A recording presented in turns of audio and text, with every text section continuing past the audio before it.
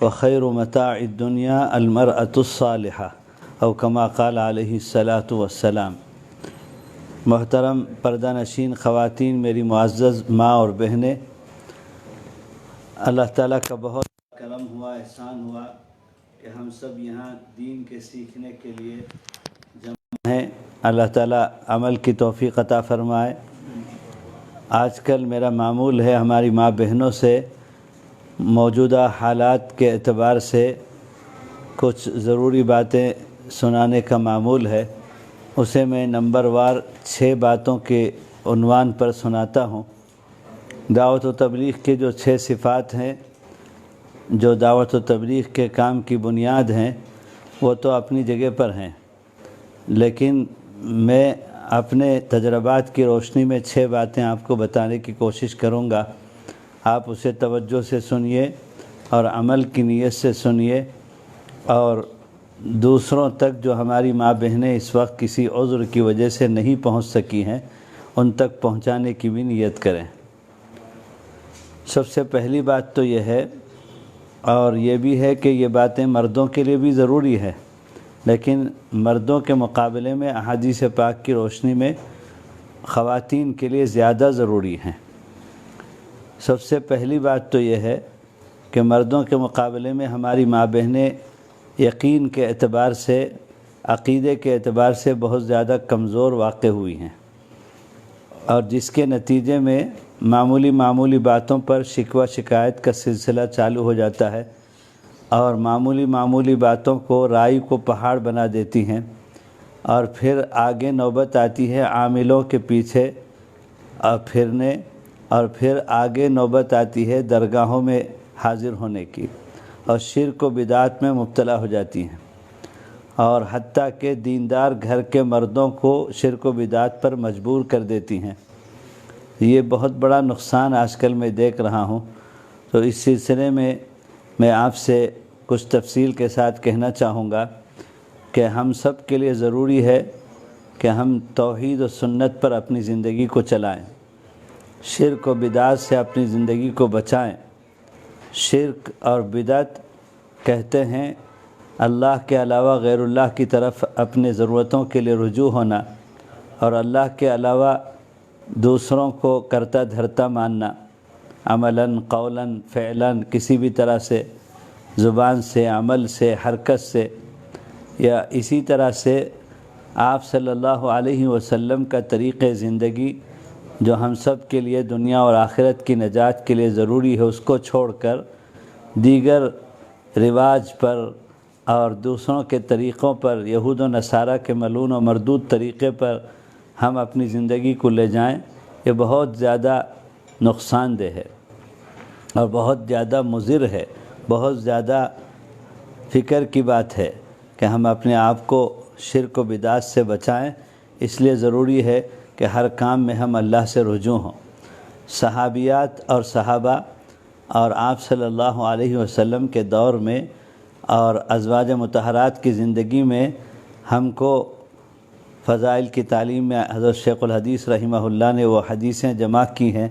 آپ سنتی رہتی ہیں کہ ہر کام میں معمول تھا کہ اللہ سے رجوع کرتے۔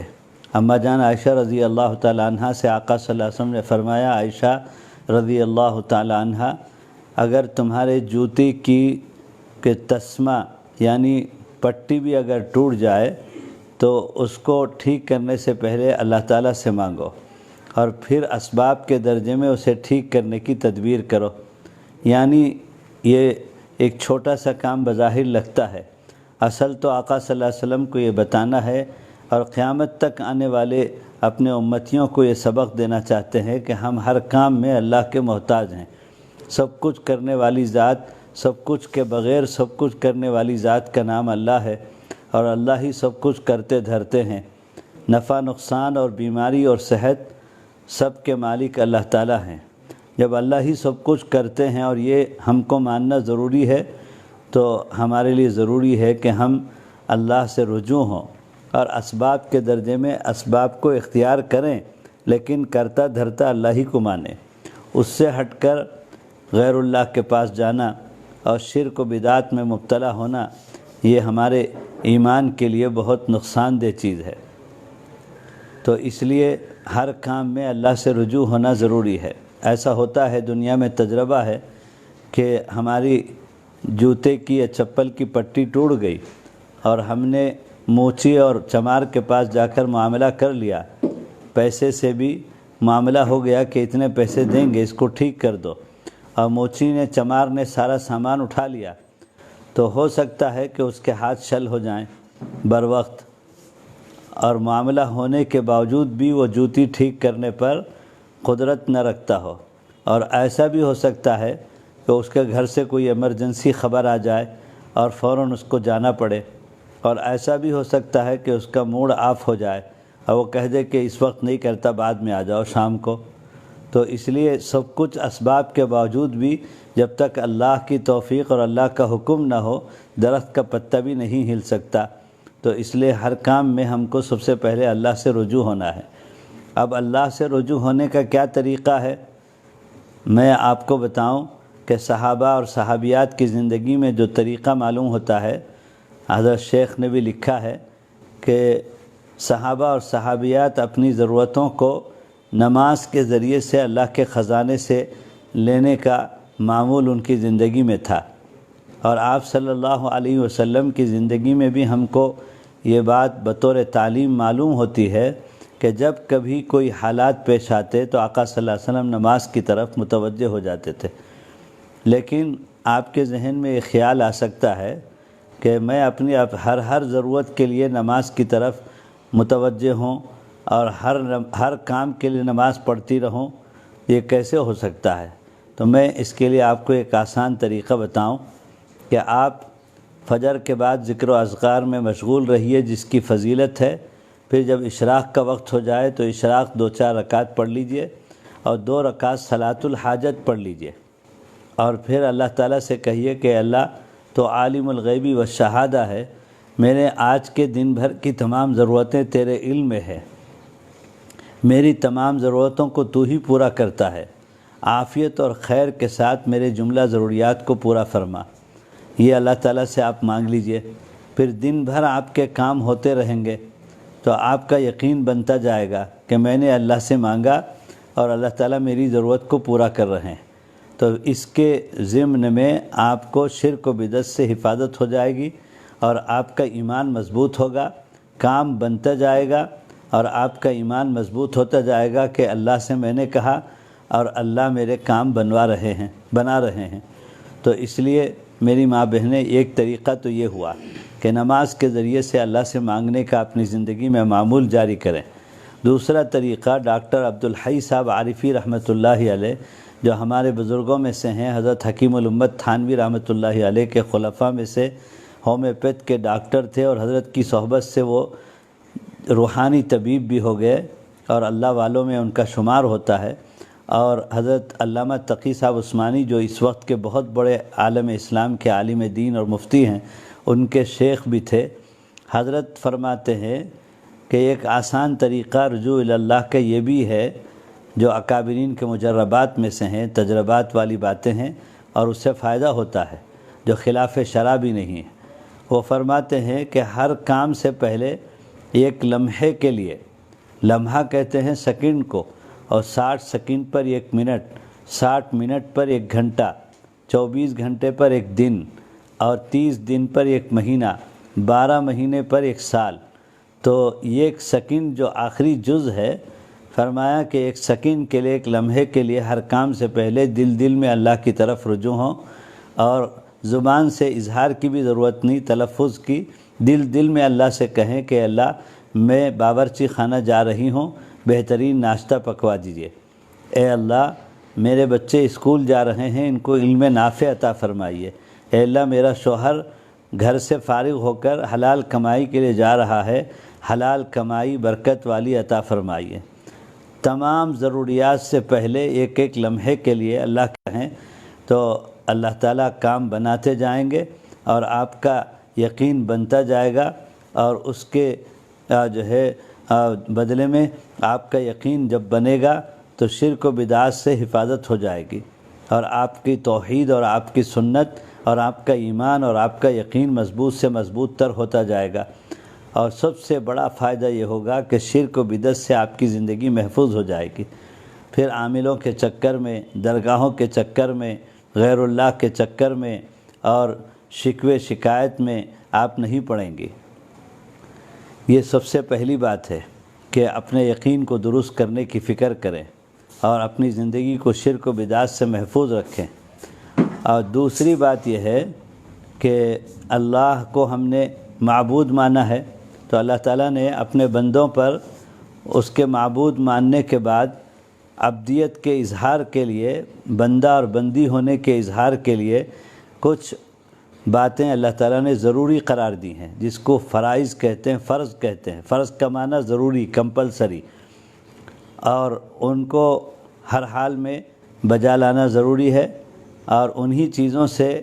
یہ اظہار ہوتا ہے کہ ہم اللہ کی عبادت کے ذریعے سے اللہ کے معبود ہونے کا اظہار کرتے ہیں۔ ان میں سے نماز ہے، روزہ ہے، زکوٰۃ ہے، حج ہے، ان چیزوں کا اہتمام کریں۔ اور ہمارے حضرت قاری امیر حسن صاحب رحمۃ اللہ علیہ فرمایت کرتے تھے، ان میں سب سے زیادہ اہم نماز ہے، جو سفر میں، حضر میں، بیماری میں، صحت میں، خوشی میں، غم میں، اور گھر میں، باہر میں، ہر حال میں بالغ ہونے کے بعد سے موت تک ضروری ہے۔ اور اتنا نازک مسئلہ ہے کہ کھڑے ہو کر نہیں تو بیٹھ کر، بیٹھ کر نہیں تو لیٹ کر، اور لیٹ کر نہیں تو اشارے سے نماز پڑھنا ضروری ہے۔ فضائل نماز میں حضرت شیخ الحدیث رحمۃ اللہ علیہ نے نماز کے پڑھنے پر، جماعت کے ساتھ پڑھنے پر اور پھر پابندی کے ساتھ پڑھنے پر کتنی حدیثیں فضیلت اور بشارت والی حضرت نے جمع کری ہیں، اور اسی طرح چھوڑنے پر اور ترک کر دینے پر، اور اسی طرح سے اپنے وقت سے ہٹا کر قضا کر کے پڑھنے پر سخت وعیدوں والی حدیث بھی حضرت نے جمع کی ہیں۔ ہزاروں سال جہنم میں جلنا پڑے گا۔ نماز کا مسئلہ ہماری زندگیوں میں حقیقت یہ ہے کہ اس وقت آپشن اور اختیار کے درجے میں ہو گیا ہے کہ موقع ملتا ہے تو پڑھ لیتی ہیں، اور موقع نہیں ملا تو چھوڑ دیتی ہیں، اور کئی نمازیں ملا کے ایک وقت میں پڑھ لیتی ہیں، اور پڑھ لیا تو پڑھ لیا، چھوڑ دیا تو چھوڑ دیا۔ ایسا نہیں ہے، بہت نازک مسئلہ ہے، حتیٰ کہ اتنا نازک مسئلہ ہے کہ اگر جیتے جی سانس چلتے ہوئے جو ہے کچھ وقت ایسا گزر گیا کہ نماز نہیں پڑھ سکی تو اس کا فدیہ دینا پڑے گا، اور یہ ایک فدیہ ایک فطرے کے برابر ہے۔ اور ہمارے جو ہے مذہب حنفی کے اندر 6 نمازوں کا دن بھر میں قضا ہے، اور 6 نمازوں کی قضا کا فدیہ ہے، فجر، ظہر، عصر، مغرب، عشاء اور وتر۔ تو یہ ایک فدیہ اس سال کے فطرے کی رقم کے برابر ہے۔ مثلا اس سال فطرے کی رقم 60 روپے کی ہوئی تو ایک دن کے 6 نمازوں کا فدیہ 360 روپے ادا کرنا پڑے گا۔ اور یہاں میں وضاحت کے ساتھ بتا دوں کہ نماز کا مسئلہ اتنا نازک ہے کہ اگر آپ کے ذمے نمازیں باقی ہیں اور آپ کا انتقال ہو گیا تو ہمارے علاقے میں رواج ہے کہ انتقال کے فوراً بعد قرآن پاک پڑھ کر ایصال ثواب کرتے ہیں، اور قرآن پاک کے ڈبے خرید کر مسجدوں میں رکھواتے ہیں نام لکھوا کر۔ تو یہ بہت اچھی بات ہے کہ قرآن پاک پڑھ کر ایصال ثواب کریں، لیکن مسئلہ اپنی جگہ پر واضح ہے کہ اگر کسی کے ذمے میت اور مرحومہ کے ذمے نمازیں باقی ہیں، اور اس کے لیے کتنی بھی قرآن آپ پڑھ کے ثواب پہنچا دیجئے، جب تک نمازوں کا فدیہ ادا کر کے نمازوں کی ذمہ داری سے بری نہیں کریں گے میت کو، مرحوم کو، تب تک وہ قرآن کا پڑھنا اور جو ہے ان کے لیے ایک طرف رکھ دیا جائے گا، اور نماز کے چھوڑنے پر قبر میں، حشر میں عذاب ہوگا۔ اس لیے نماز کا مسئلہ بڑا نازک ہے۔ تو نماز کا اہتمام، ہمارے حضرت قاری امیر حسن صاحب رحمۃ اللہ علیہ فرماتے تھے خواتین سے خطاب کرتے ہوئے کہ آپ کے لیے، ہماری ماں بہنوں کے لیے مسجد کی حاضری نہیں ہے، اور اسی طرح جماعت کی نماز نہیں ہے،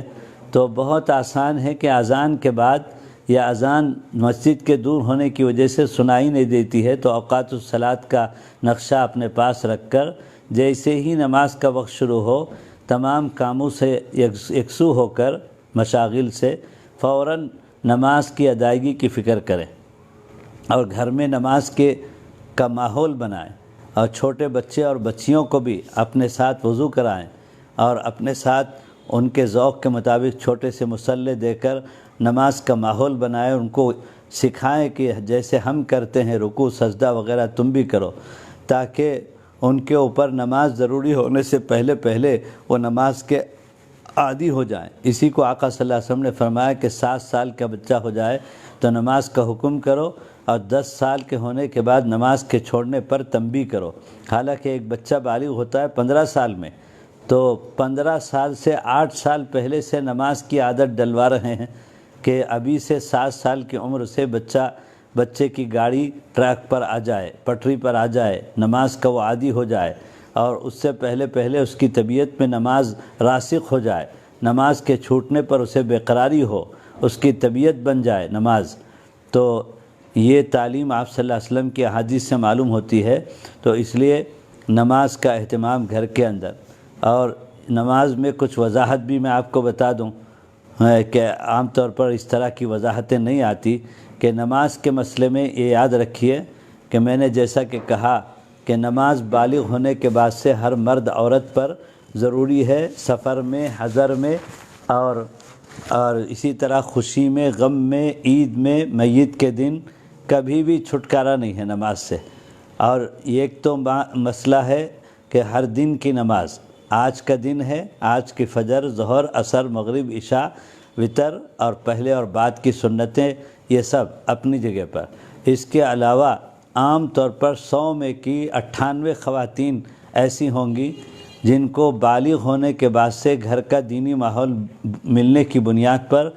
بالغ ہونے سے پہلے ہی نماز کی عادت پڑ گئی تھی، اور بلوغ کے بعد سے لے کر اب تک کی زندگی میں ان کی نماز کوئی قضا نہیں ہوئی، چھوٹی نہیں۔ ورنہ تو عام طور پر 100 میں کی 90-95 خواتین ایسی ہوتی ہیں بالغ ہونے کے بعد سے شروع کے 2-4 سال ان کی نمازیں ناغہ ہو جاتی ہیں، اور پھر اس کے بعد دعوت کے کام سے جڑنے کی وجہ سے یا کسی اللہ والے کے بیان سننے کی وجہ سے نماز، آخرت کی فکر اور نماز کی فکر، نماز کی اہمیت پیدا ہوتی ہے، تو پھر وہ وہاں سے 2-4 سال کے بعد نماز کا سلسلہ شروع ہوتا ہے۔ تو اس لیے مسئلہ یہ ہے کہ آپ اپنے بالغ ہونے کی عمر کو یاد کیجئے۔ اگر علامت یعنی حیض، عورتوں کو یہ بلوغ کی علامت ہے جو ماہانہ خون آتا ہے، تو وہ اگر آپ کو یاد ہے کہ کس عمر میں آپ بالغ ہوئی تھی، تو اس عمر سے آپ اپنا جائزہ لیں، محاسبہ کریں کہ کب سے آپ نماز پڑھ رہی ہیں۔ برابر بالغ ہونے کے بعد سے جو ہے آپ کی نمازیں قابو میں ہیں، یا کچھ سالوں کا، کچھ مہینوں کا ناغہ ہے، یہ آپ جائزہ لیں۔ اور پھر جائزہ لینے کے لیے آج آپ بیان کے فوراً بعد گھر جانے کے بعد ایک ڈائری اور ایک جو ہے کیا کہتے ہیں قلم لے کر اپنے بالغ ہونے کے بعد کی عمر کا محاسبہ کر کے اسے قلم میں لکھ لیں۔ آپ کے دل سے آپ مشورہ کریں اور استفتاء کریں کہ کب سے میں بالغ ہوئی ہوں، اور اس کے بعد میری نماز کی کیفیت کی حالت کیسی تھی، اور کتنے مہینے سالوں کا ناغہ ہوا ہے، اس کو قلم سے لکھ لیں۔ اور لکھنے اور دل جہاں مطمئن ہوتا ہو اس سے احتیاط کے درجے میں 2-4 مہینے اضافہ کر کے ہی لکھے،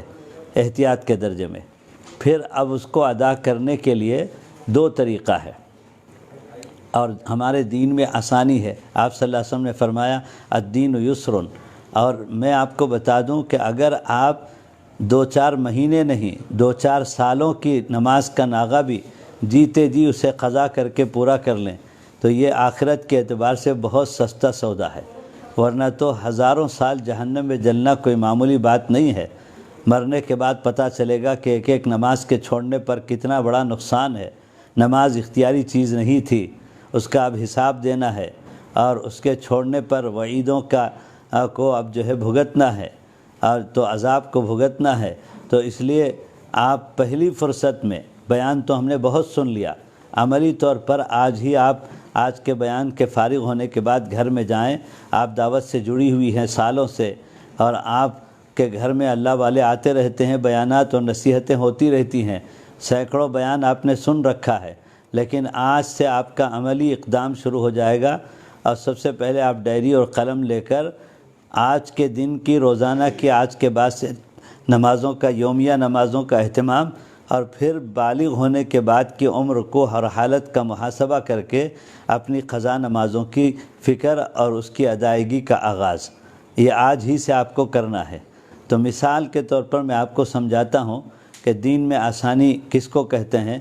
کہ آپ کو کہیں ذہنی طور پر یہ بوجھ نہ ہو جائے کہ 2-4 سالوں کی نماز میں کیسے ادا کروں گی، اور میری صحت ساتھ دے گی بھی یا نہیں، اور کتنی تکلیف ہوگی مجھ کو 2-4 سال کے 365 دن اور ایک دن کی 6 نمازیں، اور جو ہے ہزاروں نمازوں کو میں کیسے ادا کر پاؤں گی۔ یہ سب خیالات آپ کو شیطانی خیالات آئیں گے اور بجائے عمل ہونے کے عمل میں رکاوٹ ہو جائے گی۔ تو اس لیے میں آپ کو بتا دے رہا ہوں کہ ہمارا دین بہت آسان ہے۔ آپ صلی اللہ علیہ وسلم نے فرمایا دین یسر، دین بہت آسان ہے۔ ہم نے اس کو اپنے خیالات اور غلط مزاج کی وجہ سے، سوچ کی وجہ سے مشکل بنا لیا۔ دین میں آسانی ہے۔ تو آپ اگر 1 سال کی نماز کا ناغہ آپ کا ہے تو سب سے پہلی بات تو یہ ہے کہ اللہ کی طرف سے آپ پر یہ مہربانی ہے کہ حیض کے دنوں کی نماز آپ کے لیے معاف ہے، یعنی اس کی قضا بھی نہیں ہے۔ ہر مہینے جو آپ کو عادت کے مطابق خون آتا ہے 7 دن 8 دن، ان دنوں میں نماز آپ نہیں پڑھ سکتی، اور بعد میں ان دنوں کے بقدر نماز کی قضا بھی نہیں ہے۔ اور یہ اللہ کی طرف سے اپنی بندیوں پر مہربانی ہے کہ اللہ ہی کی طرف سے یہ نظام حیض خراب خون کے بدن سے نکالنے کا اللہ نے آپ کے لیے رکھا ہے، اس کا نکلنا ضروری ہے۔ نہ نکلنے پر طرح طرح کی بیماریاں پیدا ہو جاتی ہیں عورت میں، تو نکلنے سے راحت ہوتی ہے۔ اور پھر اللہ نے مہربانی یہ کی کہ ان دنوں میں گندگی کی وجہ سے نماز معاف ہے، تو اس کے بعد اس کی قضا بھی نہیں رکھی کہ اگر قضا رکھ دیتے تو 7 دن کی نمازوں کی اگر حیض کے دنوں کی قضا ضروری قرار دیتے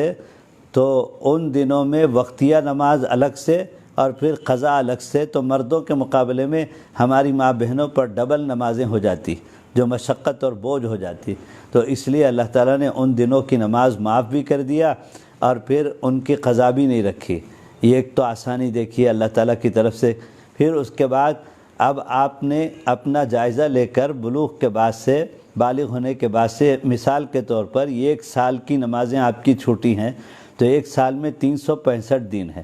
تو آپ اس کو ڈائری پر لکھ لیں۔ اب ادا کرنے کے 2 طریقے ہیں۔ ایک طریقہ تو یہ ہے کہ روزانہ کی نماز بھی آپ کو ادا کرنا ہے، اور اس کے ساتھ ساتھ آپ کو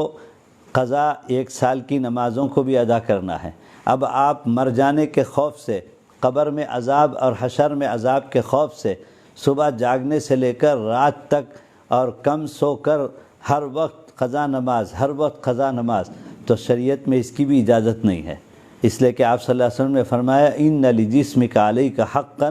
کہ تمہارے جسم کا بھی تمہارے اوپر حق ہے۔ صحت ہے تو عبادت ہے، تو اس لیے صحت کی حفاظت بھی شریعت میں داخل ہے۔ تو اس لیے اپنے آپ کو مشقت میں ڈال کر قضا نمازیں ادا نہیں کریں گی، بلکہ آسان طریقہ یہ ہے۔ 2 طریقہ میں آپ کو بتا رہا ہوں۔ ایک تو یہ ہے کہ ہر دن کی نماز کے ساتھ ساتھ،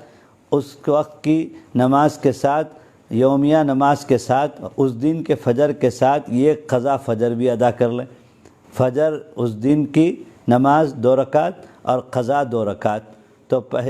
365 دن میں سے پہلے دن کا آغاز ہو گیا۔ اسی طرح ظہر اس دن کی نماز 4 رکعت اور پھر قضا نماز ظہر کے ساتھ، عصر اور قضا عصر، مغرب قضا مغرب، اور عشاء اور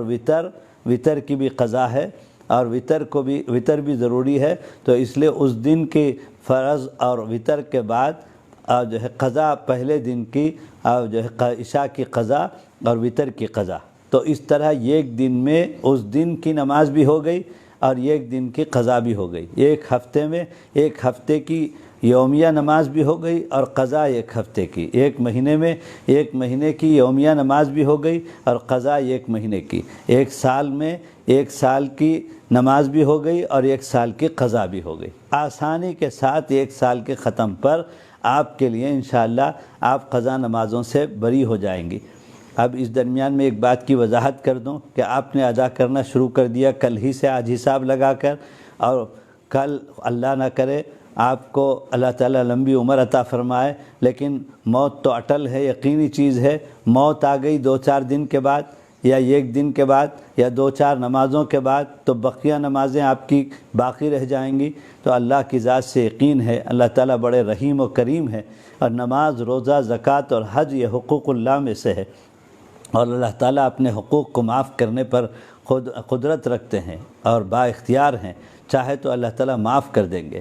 تو اس لیے یقین رکھیں کہ آپ نے اللہ کی محبت اور اللہ کے ہاں جواب دہی کے ڈر سے ادا کرنا شروع کر دیا تھا، تو انشاءاللہ تعالیٰ اس کے بعد اگر موت آ جائے تو ماں بقیہ نمازوں کے بارے میں انشاءاللہ یہ یقین ہے کہ اللہ معاف کر دیں گے۔ اسی طرح سے ایک مسئلہ میں آپ کو بتا دوں کہ جس وقت اگر آپ کی قضا نمازیں ہیں مہینوں کی، سالوں کی، اور آپ ادا کرنا شروع کر دیں تو یہ آپ کے لیے خصوصی شریعت میں رعایت ہے، رخصت ہے کہ ہر دن کی جو فرض سے پہلے اور بعد کی جو سنتیں ہیں ان کی جگہ پر آپ قضا نمازیں ادا کر سکتی ہیں، اس لیے کہ جب فرض ہی کی قضا باقی ہے تو سنت کی جگہ پر بھی پہلے فرض قضا جس کا حساب دینا ہے اس کو ادا کرنا ضروری ہے۔ اور ان دنوں میں اسی طرح سے تہجد، اشراق، اوابین اور جو ہے اسی طرح سے چاش وغیرہ کی نماز پڑھنے کی اجازت نہیں ہے۔ بہت ساری ہماری خواتین جن کے سروں پر سالوں کی قضا نمازیں ہوتی ہیں لیکن بڑی پابندی سے اشراق پڑھتی ہیں، تہجد پڑھتی ہیں، تو جب فرض جس کا حساب دینا ہے وہی ذمے میں باقی ہے تو اشراق پڑھ کے فائدہ کیا ہے، تہجد پڑھ کے فائدہ کیا ہے؟ تو اس لیے آپ پہلے اپنے فرض سے بری ہونے کی فکر کیجئے۔ ان دنوں میں اشراق، اوابین، چاش کچھ نہیں، اور ان دنوں میں آپ کے لیے یہ بھی رخصت ہے کہ یومیہ نماز کی فرض کے پہلے اور بعد کی سنتوں کی جگہ پر آپ فجر سے پہلے بھی ایک فرض پڑھ لیں اور قضا کی، اور بعد میں بھی پڑھ لیں، ظہر سے پہلے بھی پڑھ لیں، ظہر کے بعد بھی پڑھ لیں، عصر سے پہلے بھی پڑھ لیں، عصر کے بعد جو نفل نماز پڑھنے کی اجازت نہیں لیکن قضا نمازیں پڑھنے کی اجازت ہے اس جگہ پر بھی قضا پڑھ لیں۔ اسی طرح مغرب کے بعد بھی قضا پڑھ لیں، اور اسی طرح عشاء سے پہلے اور عشاء کے بعد بھی جو ہے ایک 2 دن کی پڑھ لیں گی تو آپ عافیت کے ساتھ آسانی سے انشاءاللہ فارغ ہو جائیں گے، یہ بھی آپ کے لیے رخصت ہے۔ اسی طرح سے ایک مسئلے کی وضاحت یہ بھی ہے کہ قضا نمازیں ادا کرتے وقت میں وہ جو مسئلہ ہے کہ 4 رکعت والی نمازیں ظہر، عصر اور عشاء میں حالت سفر میں 4 کی بجائے 2 پڑھیں گی، وہ قضا نمازوں میں 4 کو 2 کرنے کی یادداشت نہیں رہتی کہ کب سفر کیا تھا 10 سال پہلے اور کب حالت سفر میں تھی، مسافت سفر میں کب گئی تھی، یہ سب یاد نہیں رہتی ہیں، تو قضا ادا کرتے وقت میں کامل نماز پوری ادا کر لیں گی، اور جو ہے فجر 2 رکعت، ظہر 4 رکعت، عصر 4 رکعت، مغرب 3 رکعت، عشاء 4 رکعت، اور اسی طرح سے وتر 3 رکعت۔ یہ ساری تفصیلات ہیں نماز کے بارے میں۔ اگر اس طرح سے مولانا ابراہیم صاحب دیولہ دامت برکاتہم جو ہمارے دعوت کے بزرگوں میں سے ہیں، آج سے 20 سال پہلے انہوں نے بمبئی میں تلوجہ ایک علاقہ ہے وہاں خواتین میں خطاب فرمایا، اسی طرح نماز کی فضیلت، اہمیت اور چھوڑنے پر وعیدیں اور قضا نماز کے مسائل سب بتائے، تو 5 سال کے بعد ایک ہماری بہن نے، اس زمانے میں پوسٹ کارڈ چلتا تھا، تو پوسٹ کارڈ میں لکھا بنگلے والی مسجد میں حضرت کے کمرے کے پتے پر کہ حضرت اللہ آپ کو جزائے خیر دے، اللہ کا بھی شکر ہے اور آپ کا بھی شکر ادا کرتی ہوں کہ آپ نے 5 سال پہلے ہمارے علاقے میں جو ہے نماز کے فضائل پر، اہمیت پر، چھوڑنے پر، وعیدوں پر آپ نے توجہ دلائی تھی، تو اس لیے میں نے اسی دن سے اپنے نمازوں کا جائزہ لیا اور 5 سال کی نمازیں میری چھوٹی ہوئی تھی بلوغ کے بعد سے، اس کو میں نے آپ کے بتائے ہوئے طریقے کے مطابق ایک دن کے ساتھ ایک دن کی قضا بھی ادا کری، اور آج 5 سال پورے ہوئے اور میرے 5 سال کی عمر قضا پوری ہو گئی بحمد اللہ تعالی۔ تو وہ بہن ماشاءاللہ کتنی خوش قسمت ہے جس کی زندگی میں 5 سال کی قضا نمازیں ادا ہو گئی اور آخرت کے وعید سے، عذاب سے وہ بچ گئی، قبر کے عذاب سے بچ گئی۔ تو اس لیے زندگی کو غنیمت سمجھ کر آج ہی کے دن سے ڈائری اور قلم لے کر روزانہ کی نماز کا اہتمام اور قضا نمازوں کا حساب لگا کر اس کی ادائیگی کا آغاز کر دیں۔ یہ تو نماز کا مسئلہ ہوا، اور اس کے بعد پھر روزے کا مسئلہ آتا ہے۔ تو روزہ بھی ہر رمضان کے روزے کو ہیلے بہانے کر کے سحری پکانے کے لیے یا افطاری کی مشقت سے بچنے کے لیے یا تھکن زیادہ ہو گئی وہ ہے یہ ہے، اس طرح کی معمولی بہانے کر کے فرض روزے سے جو ہے وہ چھٹکارا نہ کریں، بلکہ آپ کے لیے ضروری ہے کہ آپ رمضان کے روزے اہتمام سے رکھیں اور اسی طرح جس طرح نماز حیض کے دنوں میں اجازت نہیں ہے، اسی طرح روزے کی بھی اجازت نہیں ہے۔ لیکن روزے میں اور نماز میں تھوڑا سا فرق ہے کہ نماز حیض کے دنوں کی معاف ہے، ان کی قضا بھی نہیں ہے، اور روزہ حیض کے دنوں میں اجازت تو نہیں ہے، لیکن روزہ صرف سال میں 1 مہینے کا ضروری ہے، تو بقیہ 11 مہینے کھانے پینے کے ہیں، تو بقیہ 11 مہینے میں رمضان شریف کے ایام حیض کے روزے جو آپ کو اجازت نہیں تھے، اس کی قضا 11 مہینوں میں کرنا ضروری ہے۔ اور یہاں بھی یہ رخصت ہے کہ لگاتار جو ہے مسلسل رکھنا ضروری نہیں ہے، چھوڑ چھوڑ کے 1-2 رکھ لیجئے، پھر چھوڑیے، پھر اس کے بعد رکھ لیجئے، اور 11 مہینے میں اس سال کے رمضان کے آپ کی جو قضا روزے ہیں ایام حیض کے، اس کو ادا کر لیجئے۔ تو اس طرح روزے کا اہتمام، اور اسی طرح جس طرح نماز بالغ ہونے کے بعد سے چھوٹی ہوئی کا حساب لگا کر آپ کو زندگی میں جیتے جی ادا کر کے فارغ ہونا ہے، روزوں کا بھی حساب لگائیں۔ تو اگر بالغ ہونے کے بعد سے 5 سال کے روزے آپ کے چھوٹے ہوئے ہیں غفلت کی وجہ سے، تو 1 سال کے شرعی مہینے کے اعتبار سے 30 دن شمار ہوتے ہیں، 28 دن 29 دن شمار نہیں کریں گے۔ عدت میں بھی اسی طرح مسئلہ ہے، تو 1 مہینہ 30 دن کا شرعی اعتبار سے شماری مسئلہ ہے کہ رکھنا شروع کر دیا اور پھر موت آ گئی تو انشاءاللہ ما بقیہ روزہ اللہ کے حقوق میں سے ہے، اللہ تعالیٰ معاف کر دیں گے کہ میری بندی نے چلو میری محبت میں اور میرے پاس حساب دینے کے خوف اور ڈر سے شروع تو کر دیا تھا، اس لیے اللہ تعالیٰ کی ذات سے یقین ہے کہ معاف کر دیں گے، لیکن ادا تو شروع کریں، ادا کرنا تو شروع کریں۔ تو روزے کا مسئلہ، اسی طرح زکوٰۃ کا مسئلہ، زکوٰۃ کس پر ضروری ہے؟ زکوٰۃ ہماری ماں بہنوں پر ضروری ہے، مردوں پر تو ہے ہی، لیکن زیورات جو ہے وہ آپ کی ملکیت ہے، آپ کا مال ہے، اور اس کا نام بھی مال ہے۔ آپس میں خواتین پوچھتی ہیں تمہارے ماں باپ نے تم کو کتنا مال دیا؟ یعنی زیور کو دوسرا نام مال ہی ہے۔ تو زیورات جو آپ کے ماں باپ نے شادی کے موقع پر آپ کو دے دیے، وہ 52.5 تولہ چاندی یا 7.5 تولہ سونا، یا دونوں میں سے جس کی قیمت کم ہو اس کے بقدر نقدی آپ کے پاس ہے۔ اور پھر کتنی آسانیاں، دین کی آسانیوں کو میں وضاحت کے ساتھ بتانا چاہتا ہوں کہ اتنی مقدار مال آپ کے پاس ہو اور سال بھر اس پر گزرے اور تمام ضرورتیں آپ کی پوری ہونے کے بعد بشری شرعی ضرورتیں اتنا مال باقی رہ جائے، تو سال پورا ہونے کے بعد، یعنی اتنی آسانی ہے کہ سال پورا ہونے سے 1 دن پہلے کسی شرعی ضرورت پر آپ نے وہ مال لگا دیا تو آپ کے اوپر کل کو سال پورا ہو رہا تھا، 1 دن پہلے وہ مال کسی ضرورت میں مشغول ہو گیا تو اب آپ کے اوپر سے زکوٰۃ کا فریضہ ساقط ہو جائے گا۔ تو اتنی مقدار نصاب کے بقدر مال ہو، ضرورتوں سے فارغ مال ہو، اور سال اس پر گزر جائے، اور پھر اس کا 40واں حصہ یعنی 100 میں کا 2.5 روپیہ، 1000 روپے کا 25 روپیہ، اللہ اکبر کبیرہ، اللہ ہی کا دیا ہوا مال ہے، اور زکوٰۃ اللہ کا حکم ہے، اللہ کی طرف سے فریضہ ہے، اس کا حساب دینا ہے، اور وہ لازمی ہے۔ اور زکوٰۃ سے مال کی حفاظت ہوتی ہے، زکوٰۃ سے مال میں برکت ہوتی ہے، اور زکوٰۃ کی وجہ سے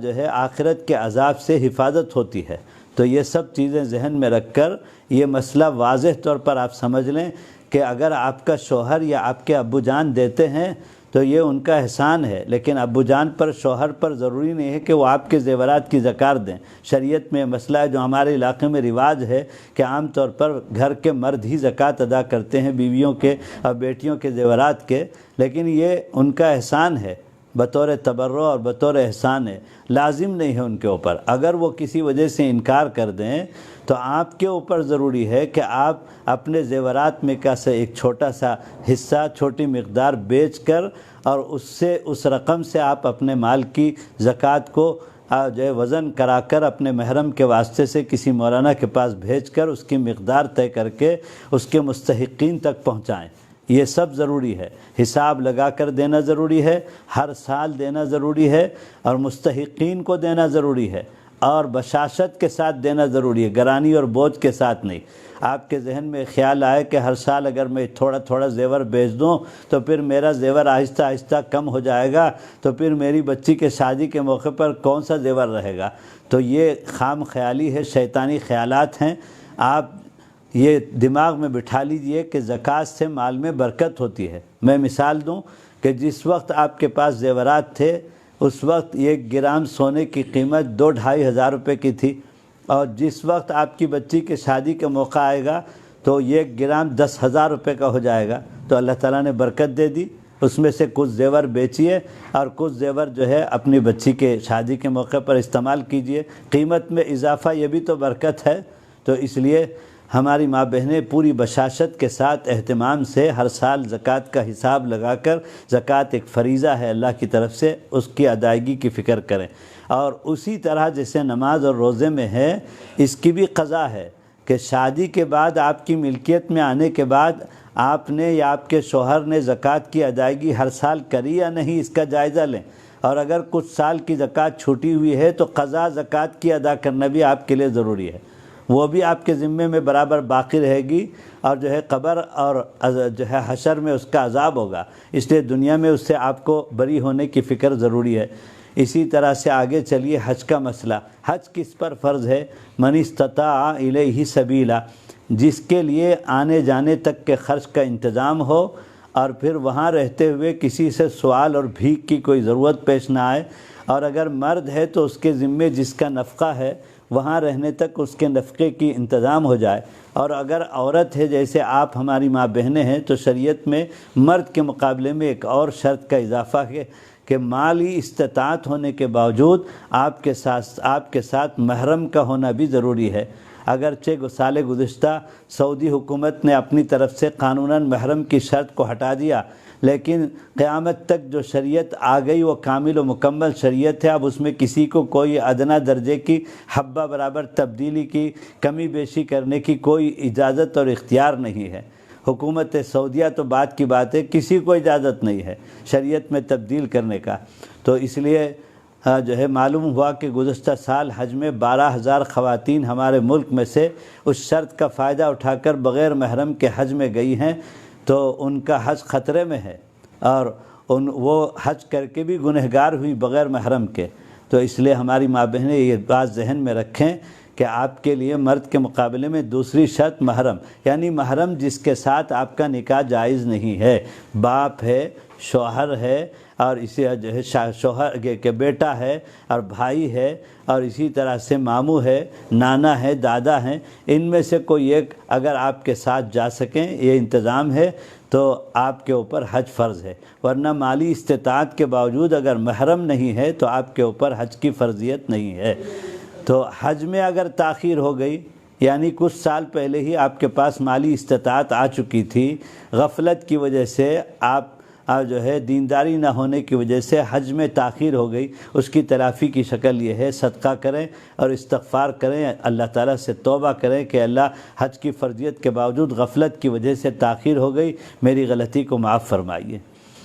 تو یہ 4 چیزیں، نماز، روزہ، زکوٰۃ اور حج، یہ میرے 6 نمبرات میں سے 2 نمبر ہیں، اور تیسرا نمبر ہے زبان کی حفاظت۔ مردوں کے لیے بھی ضروری ہے لیکن عورتوں کے لیے اور زیادہ ضروری ہے۔ احادیث پاک میں صاف صراحت کے ساتھ موجود ہے، آقا صلی اللہ علیہ وسلم نے صحابیات کو نصیحت کرتے ہوئے فرمایا کہ مردوں کے مقابلے میں عورتیں جہنم میں زیادہ جائیں گی۔ تو ایک صحابیہ نے پوچھا کہ یا رسول اللہ، رونے لگی اور فرمایا وجہ تو بتائیے کہ کیوں زیادہ جہنم میں جائیں گی مرد کے مقابلے میں عورتیں؟ تو آپ صلی اللہ علیہ وسلم نے فرمایا ہماری ماں بہنیں اور جو ہے ہماری جو ہے خواتین اور زبان کا غلط استعمال زیادہ کرتی ہیں مردوں کے مقابلے میں، ہر وقت چر کرتی رہتی ہیں،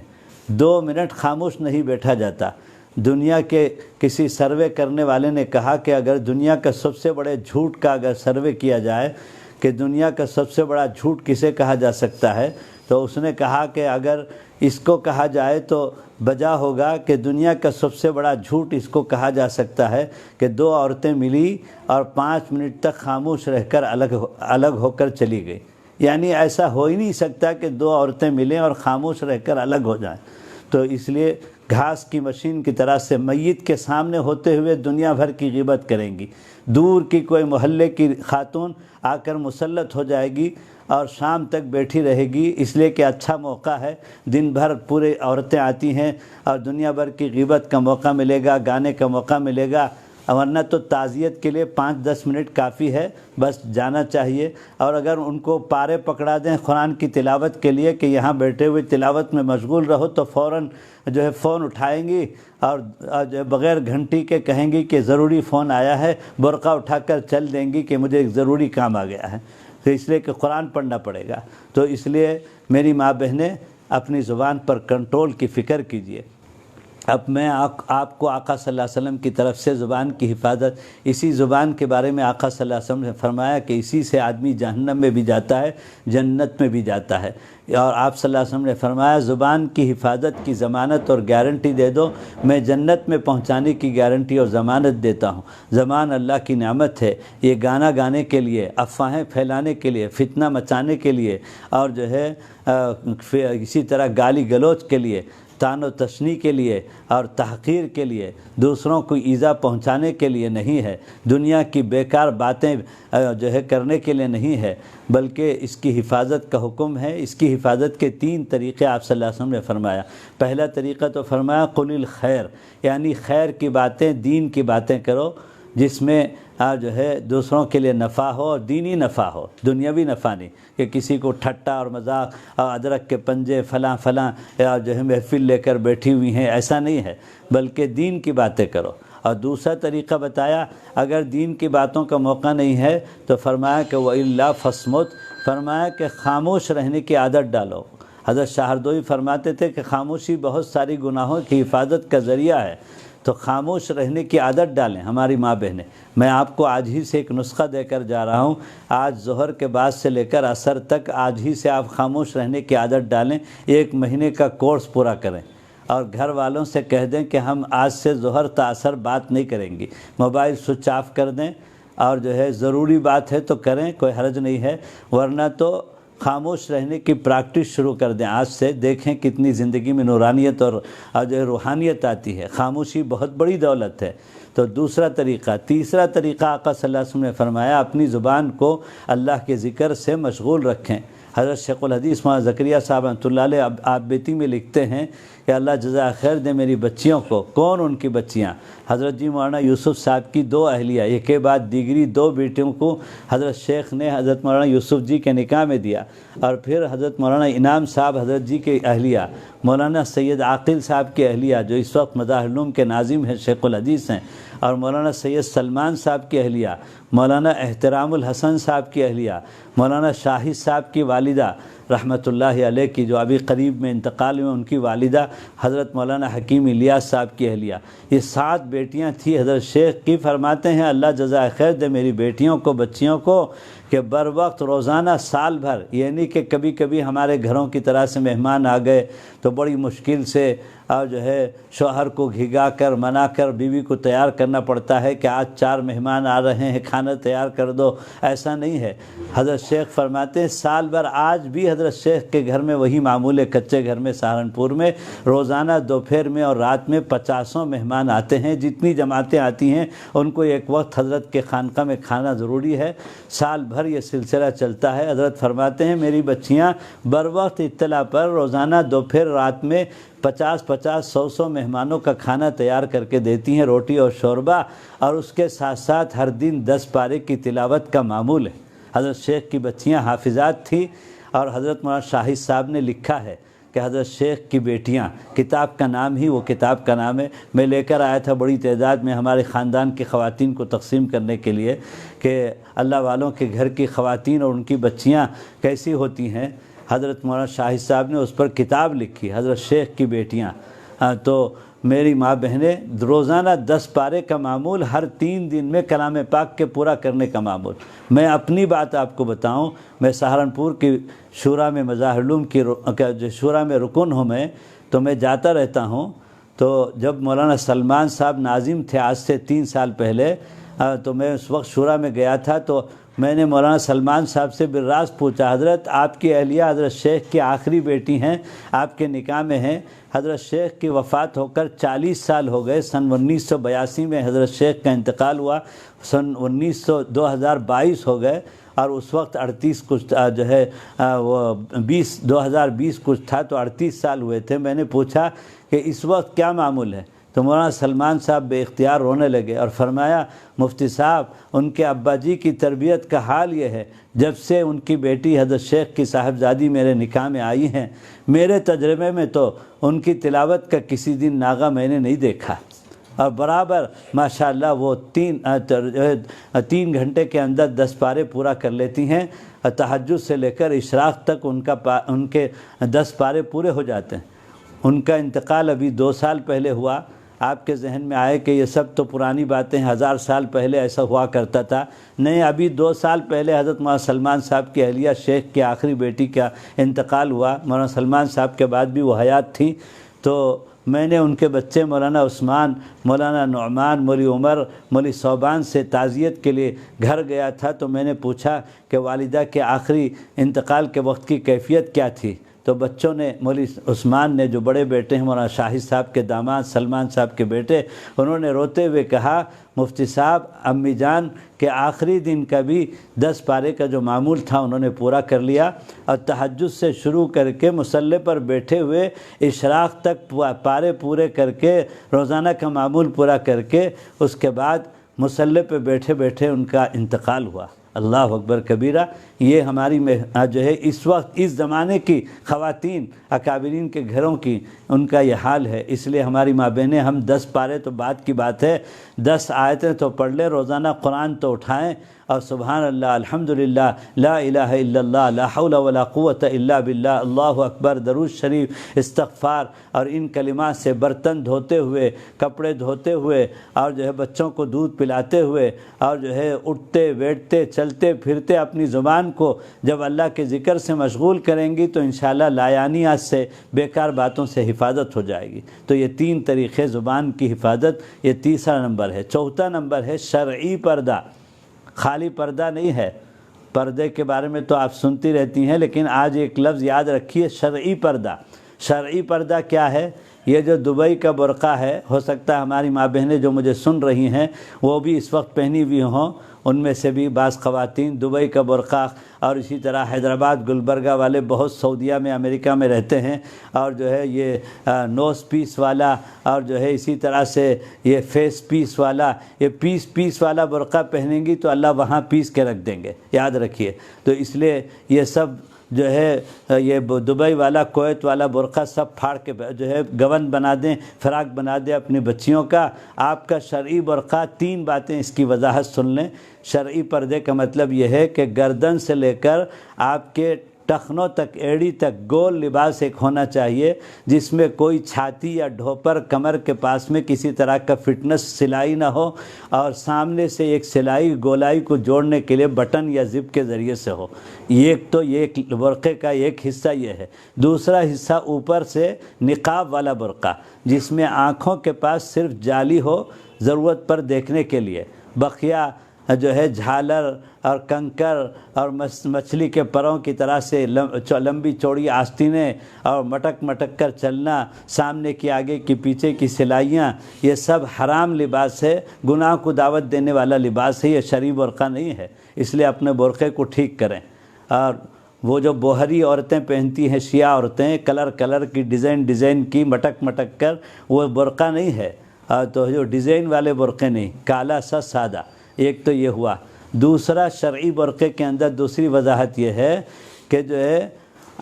پردہ 2 طریقے سے ہے۔ جیسے ہم آپ کو اس وقت نہیں دیکھ رہے ہیں، آپ دیوار کے پیچھے بیٹھی ہوئی ہیں، اور اسی طرح سے آپ بھی ہم کو نہیں دیکھ سکتی۔ تالیاں 2 ہاتھ سے بجتی ہیں، شہوت دونوں طرف سے ہوتی ہے۔ مرد جب عورت کو دیکھے تب شہوت، عورت جب مرد کو دیکھے تب شہوت۔ بلکہ عورت کا مسئلہ تو اتنا نازک ہے کہ عورت کی آواز کا بھی پردہ ہے، تو اس لیے عورت کے بالوں کا بھی پردہ ہے، سر کے بالوں کا بھی، تو اس لیے اسے بال بھی چھپانا ضروری ہے۔ تو اس لیے پردہ دونوں طرف سے ہے، ون وے نہیں ہے۔ بہت سے مواقع ہمارے معاشرے میں ایسے ہیں جہاں بے پردگی ہوتی ہے، اور جو ہے برابر سے ہم تو آپ کو نہیں دیکھ پاتے، میت کا گھر ہے، میت کو دیکھنے کے لیے ہم جاتے ہیں، ہم تو آپ کو نہیں دیکھتے، لیکن اندر سے آپ دیکھتی رہتی ہیں، اچھا یہ شہناز کا شوہر ہے، یہ فردوس کا بھائی ہے، اور یہی ہے جو اس طرح ستاتا رہتا ہے، شہناز بہت بولتی رہتی ہے، اور فلاں ہے، سب تبصرہ برابر چلتا رہتا ہے۔ تو آپ کو ہم کو دیکھنے کی اجازت نہیں ہے بلا وجہ۔ تو آج کل دریچے جو گھر میں سامنے لگائے جاتے ہیں وہ کسی ایمرجنسی کے لیے پہلے لوگوں نے بنانے میں جو ہے ترتیب لگائی تھی کہ کبھی ایمرجنسی ہو تو دریچہ کھول کر گھر سے باہر نکال لیا جائے، لیکن اس کا مصرف ہماری خواتین نے، ماں بہنوں نے سمجھ لیا ہے کہ کھانا ناشتہ جلدی جلدی پکا کر 1 گھنٹہ دریچے میں بیٹھ کر ہر جانے والے مرد کو تاکتی رہتی ہیں، یہ کون جا رہا ہے، کدھر جا رہا ہے۔ 10 بجے سے اور 9 بجے سے 10 بجے تک زیادہ مرد لوگ باہر نکلتے ہیں، یہ سب بالکل بند ہونا چاہیے۔ پردہ دونوں طرف سے ہے۔ اسی طرح تیسری بات یہ ہے کہ گھر کے باہر اجنبی مردوں سے تو آپ پردہ کرتی ہیں، دیندار خواتین جو کہلاتی ہیں برقع پہن کر جاتی ہیں، بغیر برقعے کے نہیں جاتی، لیکن گھر میں آنے جانے والے بلیوں کی طرح سے ایک مردوں کی لمبی فہرست ہے جو رات دن آتے ہیں، ان کے ساتھ پردہ سمجھتی ہی نہیں ہماری خواتین، اور وہ ایک لمبی فہرست ہے۔ وہ کون ہے؟ اپنی طرف سے اور اپنے شوہر کی طرف سے خالہ زاد، پھوپھی زاد، چچا زاد، مامو زاد، تایا زاد، بھائی، اور اسی طرح سے چھوٹی اور بڑی بہن کے شوہر جن کو بھائی جان اور جیجا جی کہتے ہیں، بہنوئی کہتے ہیں، اور اسی طرح سے شوہر کے چھوٹا بھائی دیور، شوہر کا بڑا بھائی جیٹھ۔ اللہ کے نبی نے فرمایا کہ یہ سب تو موت کے برابر ہیں، خطرناک ہیں، اور آج کل دارالقضاء میں، محکمہ شریعہ میں اس طرح کے قضیے جو ہے پہنچ رہے ہیں کہ 3 بچوں کی مائیں شوہر کے ہوتے ہوئے دیور کے ساتھ بھاگ رہی ہیں۔ شریعت نے جہاں آپ کو منع کیا ہے، آپ اس میں غفلت کریں گی تو گناہ کا ہونا لازم ہے۔ تو اس لیے یہ سب مرد پہلے زمانے میں برقع طے کر کے الماری میں رکھتی تھیں ہماری ماں بہنیں، کبھی ضرورت پر عیادت میں، تعزیت میں جانے کے لیے، میت میں جانے کے لیے نکالتی تھی۔ آج کل تو برقع طے ہوتا ہی نہیں ہے، کھوٹی میں لٹکا رہتا ہے، اٹھاؤ پہنو چلو، اٹھاؤ پہنو چلو۔ روزانہ کہیں نہیں جانا ضروری ہے، مال میں جانا ضروری ہے، مارکیٹ میں جانا ضروری ہے، زبردستی کسی رشتہ دار کے ہاں جا کر دنیا بھر کی گانا ضروری ہے، کوئی ضروری نہیں۔ آپ اپنی جھوپڑی میں، آپ کی جھوپڑی آپ کے لیے محل ہے اور حفاظت خانہ ہے، آپ آرام سے رہیے۔ تو پردے کی یہ 3 وضاحتیں۔ چوتھا نمبر، 5واں نمبر ہے مردوں کے مقابلے میں ہماری عورتیں اپنی زندگی کو شکوہ شکایت کی بجائے صبر اور شکر والی زندگی بنائیں۔ ہماری ماں بہنوں میں شکوہ شکایت اور نوٹو نکالنے کی، نقص نکالنے کی بہت عادت ہوتی ہے، اور بڑا زہریلا جملہ کہیں گی جس سے دل ٹوٹ جاتا ہے شوہر کا۔ اس لیے صبر اور شکر ہر حال میں، موافق حالات پیش آئیں تو شکر، ناموافق حالات پیش آئیں تو جو ہے صبر اور شکر 2 نعمتیں ہیں جس سے صبر کے ذریعے سے صبر کرنے والی اور شکر کے ذریعے سے شکر کرنے والی جنت میں جائیں گی۔ یہ دونوں نعمتیں مومن کی زندگی انہی 2 نعمتوں میں گھومتی ہیں، تو صبر اور شکر والی زندگی بنائیں۔ تو 5ویں چیز یہ ہو گئی، اور 6ٹھی چیز ہے کہ اپنی زندگی میں اولاد جن کو اللہ نے نعمت دی ہے، یہ امانت ہے، ان کی تربیت کی فکر کریں۔ آج کل اولاد کی تربیت کے بارے میں بڑی غفلت ہو رہی ہے، افراط و تفریط کا شکار ہیں، یا تو بہت زیادہ لاڑ کر کے موبائل کو کھلونا بنا دیا ہے۔ وہ ہمارے بچپنے کے جو کھلونے تھے، انجن کے ڈبے اور ٹکڑوں کو جوڑ کر مکان بنانے کا، اور جو ہے باورچی خانے کے چھوٹے چھوٹے برتنوں کا، وہ سب کھلونا بازار سے غائب ہو گیا ہے۔ اب تو کھلونا موبائل ہے، پیڈ ہے، اور چھوٹا بچہ، چھوٹی بچی کو پیڈ اور موبائل دے کر کھلونا، میں تو حد ہو گئی۔ ابھی عمرے میں جانا ہوا تھا تو میں نے مسعی میں، جہاں صفا مروہ جس کو کہتے ہیں، دیکھا کہ مائیں اپنی بچی کو کیسے ہمت ہوتی ہے کہ اتنا لمبا صفا سے مروہ، مروہ سے صفا جا کر آنے تک اس کا بچہ وہاں بیٹھا ہوا ملے گا بھی یا نہیں، کہیں اٹھ کر اتنے بھیڑ میں گم ہو جائے گا تو کیا کریں گی۔ لیکن اس سے بالا تر مائیں اپنے بچوں کو موبائل دے کر دیوار کے کنارے بٹھا دیتی ہیں، اور بچے کھیلنے میں مست رہتے ہیں، اور یہ جو ہے صحیح میں دوڑ لگا رہی ہیں۔ اگر بچہ کہیں اٹھ کر چلا جائے تو کیا ہوگا؟ یعنی اسے اپنے سے چھڑا کر موبائل میں مشغول کر کے وہاں مقدس جگہ میں بھی، اور جو ہے وہ بچے گیم کھیل رہے ہیں۔ جتنے گیم ہیں موبائل کے اندر وہ سب یہودیوں کے بنائے ہوئے ہیں، جو آج مسجد اقصیٰ کو گرانے پر تلے ہوئے ہیں۔ دینی غیرت کا تقاضا ہے، کوئی گیم ایسا نہیں جو اسرائیلیوں کا نہ بنایا ہوا ہو، ہر گیم اسرائیلیوں کا ہے۔ اس لیے آپ اللہ کے واسطے موبائل کو کھلونا بنا کر اپنے بچوں کو دے کر برباد مت کریے۔ جس بچے کو موبائل کی لت لگ جائے گی،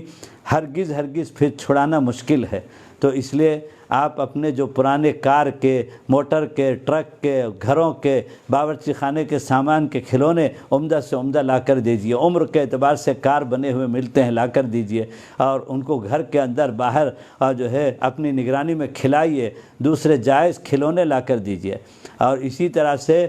جو ہے ان کو بہت زیادہ ٹارچر، سختی، بعض سخت مزاج جو ماں باپ ہوتے ہیں ہر چیز پر ٹوکتے ہیں، ٹارچر کرتے ہیں، تو بچوں میں بغاوت پیدا ہو جاتی ہے، پھر بچوں کو ماں باپ کے ساتھ نفرت اور نافرمانی ہو جاتی ہے۔ تو دونوں طریقہ غلط ہے، بہت سختی کر کے باغی مت بنائیے، اور بہت زیادہ لاڑ پیار کر کے سوتے ہوئے بچے کو فجر کی نماز مت چھڑائیے، اور موبائل کھلونا بنا کر مت دیجیے۔ دونوں کے درمیان ایک بہترین طریقہ کار میں آپ کو بتاتا ہوں جو آج کے معاشرے کے اعتبار سے مفید ہے، مجرب نسخہ ہے، کہ آپ اپنے بچوں سے دوستی کر لیں، ماں باپ اپنے بچوں سے دوستی کر لیں۔ جیسے دو دوست ایک دوسرے کے خیرخواہ ہوتے ہیں، اچھائی چاہتے ہیں اور برائی برداشت نہیں کرتے، ایک دوست دوسرے دوست کی برائی کو، ایک سہیلی دوسرے سہیلی کی برائی کو برداشت نہیں کرتی، تو اسی طرح سے آپ دوستی کر لیں اور پیار و محبت کی، تہذیب کی زبان استعمال کرتے ہوئے اور جو ہے ان کی تربیت کریں، غلطی کو بار بار حسن تدبیر، حسن عنوان کے ساتھ محبت سے ٹوکیں یہاں تک کہ وہ غلطی چھوٹ جائے، اور اچھے کاموں پر انعام دیں اور حرص دلائیں، اور جو ہے ان کو تعریف کریں، اور دوسروں کے سامنے اپنے بچے کے نقص اور برائی کو ہرگز نہ بیان کریں۔ اس سے بچے کے اندر ایک قسم کی مایوسی پیدا ہوتی ہے اور نفرت کا جذبہ پیدا ہوتا ہے۔ اسی طرح سے بچوں کو کتے بلی کے تصویر کے کپڑے نہ پہنائیں۔ آج کل مارکیٹ میں بورن بیبی جسے کہتے ہیں، نرس اور دایا لا کر دیتی ہے زچگی کے بعد، تو پہلے سے اس میں بھی کتے بلی کے، ایک بزرگ نے فرمایا کہ کتے بلی کے تصویر کے کپڑوں کو معمولی مت سمجھو، یہ کتے بلی کی فطرت بچوں میں اندر منتقل ہوتی ہے، تبھی یہ بچے وقت پر آپ کے باغی بنتے ہیں، نافرمان بنتے ہیں۔ اسی طرح سے ان بچوں کو گالی گلوچ مت دیجیے، اور اسی طرح سے ان بچوں کو صحابیات اور اولیات اور صحابہ اور اولیاء کے واقعات سنائیے، ان کو دعائیں یاد کرائیے، ان کی عمر ہونے پر ان کو کلمہ یاد کرائیے، اور ان کو مکتب بھیجیے، ان کے جو ہے بنیادی تعلیم کی فکر کیجیے۔ یہ سب بچوں کی تربیت پر آقا صلی اللہ علیہ وسلم کا لایا ہوا دین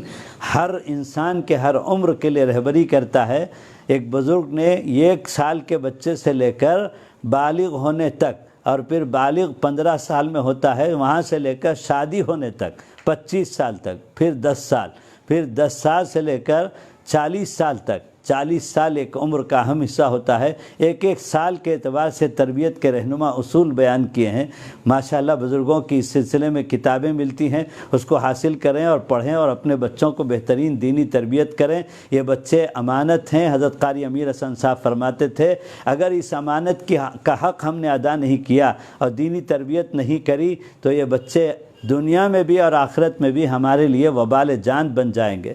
تو اس لیے یہ بچے چھٹی نصیحت ہے، میں پھر سے ایک مرتبہ دہرا رہا ہوں۔ پہلی نصیحت جو میری تھی، اپنے یقین کو درست کیجئے، اللہ سے ہر کام میں رجوع کیجئے، اپنی زندگی کو شرک و بدعات سے، خرافات سے پاکیزہ بنائیے۔ اور پھر دوسری نصیحت تھی نماز، روزہ، زکوٰۃ اور حج کا اہتمام، اور اس بالغ ہونے کے بعد سے اپنی زندگی کا جائزہ اور محاسبہ کر کے دنیا میں جیتے جی موت سے پہلے اس کی قضا سے بری ہونے کی ترتیب آج ہی سے۔ اور تیسری چیز زبان کی حفاظت، اور اس کے 3 طریقے نبوی دربار سے میں نے آپ کو بتائے، اور چوتھی چیز شرعی پردہ، اور 3 وضاحتیں میں نے آپ کو بتائی، اور 5ویں چیز صبر اور شکر والی زندگی، اور 6ٹھی چیز اپنی اولاد کی تربیت، نہ بہت زیادہ سختی اور شدت، نہ بہت زیادہ لاڑ کر کے غلط چیزوں کی عادت، بلکہ درمیانی طور پر بچوں سے دوستانہ فضا میں ہر عمر کے اعتبار سے ان کو دینی دنیاوی اعتبار سے تربیت کریں۔ یہ بچے آپ کے لیے قرۃ اعین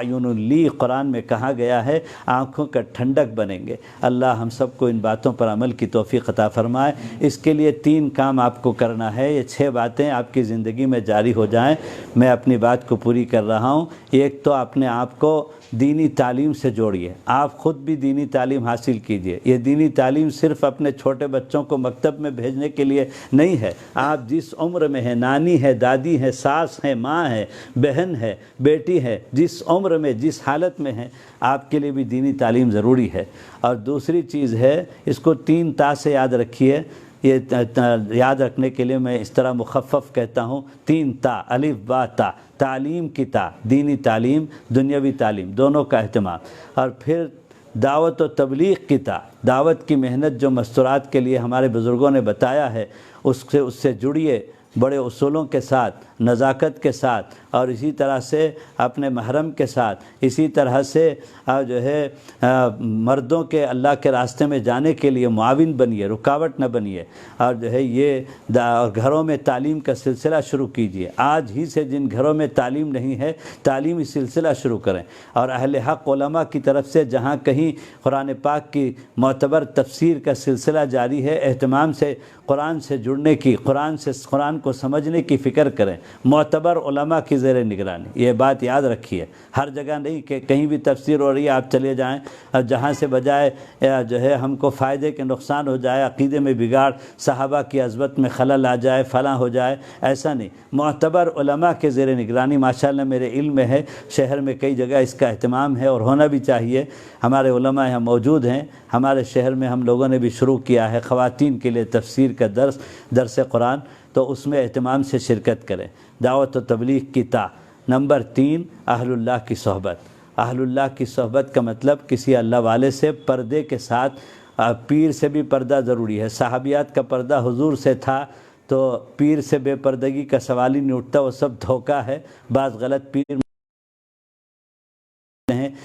وہ زبانی سنانے کی بھی اجازت نہیں ہے، بلکہ تحریر کا سہارا لے کر یا محرم کو کہہ کر ان کے ذریعے سے کہلوا کر اطلاع اور اتباع، اپنے احوال کی اطلاع اپنے شیخ کو اور اللہ والوں کو، اور ان کی طرف سے دی گئی ہدایات پر عمل کا اہتمام کرتے رہیں گی، تو یہ صحبت اہل اللہ کی تا، تعلیم کی تا، تبلیغ کی تا، اور صحبت اہل اللہ کی تا۔ یہ 3 چیزیں انشاءاللہ آپ اس سے جڑیں گی تو یہ 6 باتیں جو میں نے آپ کو نصیحتیں سنائی زندگی میں آسانی کے ساتھ آئیں گی۔ اللہ توفیق عطا فرمائے۔ دعا کر لیں، یا رب صلی وسلم دائما ابدا ابدا علی حبیبک خیر الخلق کلہم یا ارحم الراحمین یا ارحم الراحمین یا ارحم الراحمین یا ذا الجلال والاکرام یا ذا الجلال والاکرام یا ذا الجلال والاکرام۔ اے اللہ رحم کا، کرم کا معاملہ فرما۔ اے اللہ جو باتیں کہی گئی، سنی گئی، اس پر عمل کی توفیق عطا فرما۔ اے اللہ ہم سب کو اپنے اور اپنے حبیب صلی اللہ علیہ وسلم کی محبت اور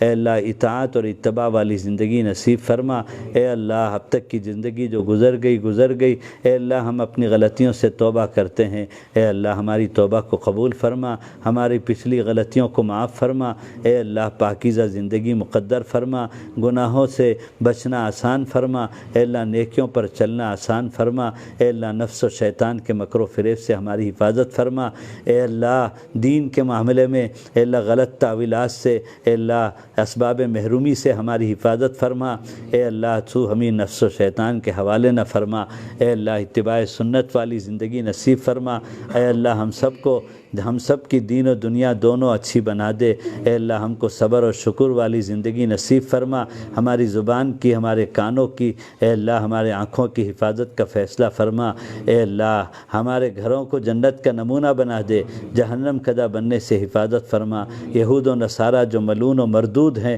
اے اللہ ان کے ملعون و مردود طریقوں سے ہماری زندگیوں کی حفاظت فرما۔ اے اللہ ہماری نسلوں کی حفاظت فرما، ہمارے جوان بچے اور بچیوں کی حفاظت فرما۔ اے اللہ جملہ مقاصد حسنہ میں کامیابی عطا فرما، اپنے وقت پر اکمل ایمان پر حسن خاتمہ کی دولت نصیب فرما۔ وصلی اللہ تعالی علی خیر خلقہ سیدنا محمد وآلہ وصحبہ اجمعین والحمد للہ رب العالمین۔ سبحان اللہ وبحمدہ، سبحانک اللہم وبحمدک، نشہد ان لا الہ الا انت، نستغفرک ونتوب الیک۔